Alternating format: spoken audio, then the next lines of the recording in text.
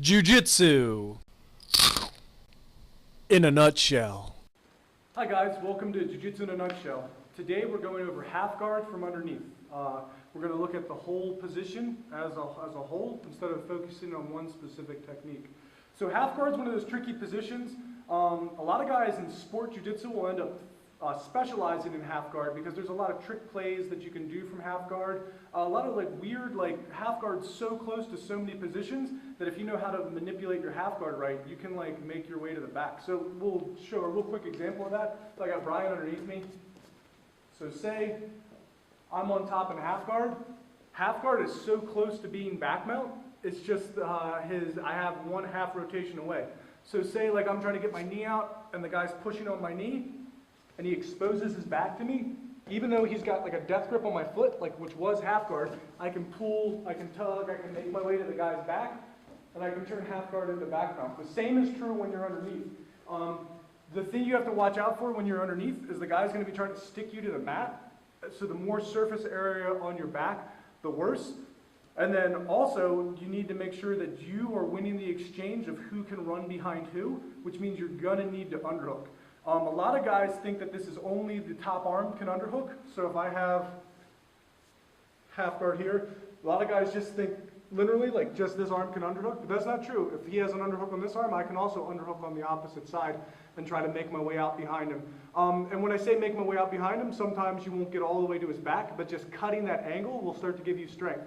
So we'll give you some examples of what it looks like when you're not strong and what it looks like when you're strong. So this guy's on top and he's got a cross face and an underhook. My back's flat on the ground. He's got me stuck to the mat. I'm very weak here. So I'd want to start trying to get props into play so I could start to try to force underhooks. I like to keep my hands close together in front of me.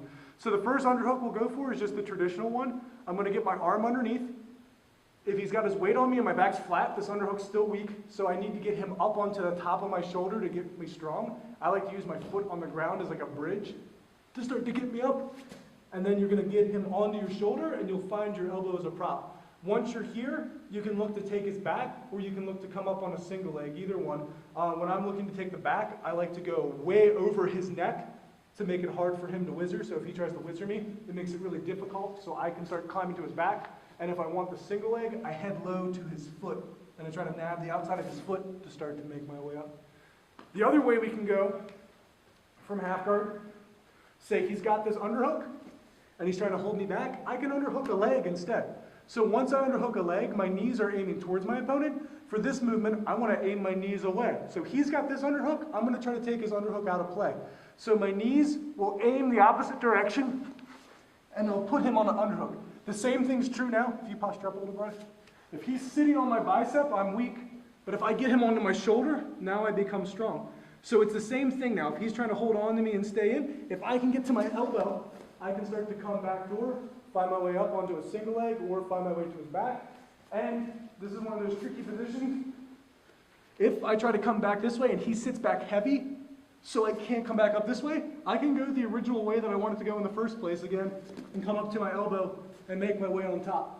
This is the crux of deep half guard, that idea of underhooking underneath the leg. But that's it, guys. So when you're underneath, half guard is very close to getting the back. For both people, the bottom guy's advantage is he can hide his back on the ground. The top guy's advantage is that he has gravity, he can stick the guy. But if you can get a strong underhook, which means not your bicep, but on your shoulder, you can get this angle to his back, which even if you don't only get all the way to his back, gives you a lot of strength for sweeping, for making your way back up. Thanks for watching Jiu Jitsu in a nutshell. We'll see you guys next Monday.